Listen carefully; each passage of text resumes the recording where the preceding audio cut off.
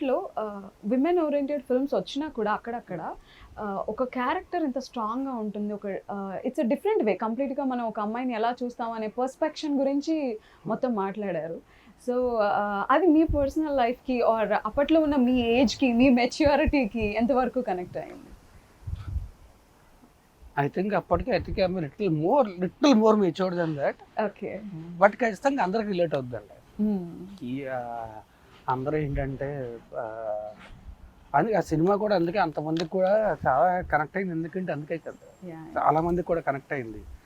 It's అబ్బాయి గురించి కాదు, ఇట్స్ అబౌట్ ఆ అమ్మాయి. రైట్. అంటే అపార్థం చేసుకోవడం అనేది ఒక క్షణం పని. అవునవును.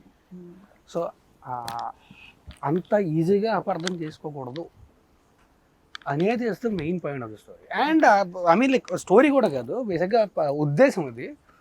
స్టోరీ ఏంటంటే ఆబ్వియస్లీ క్యారెక్టర్గ్రాఫ్స్ అవన్నీ ఉంటాయి.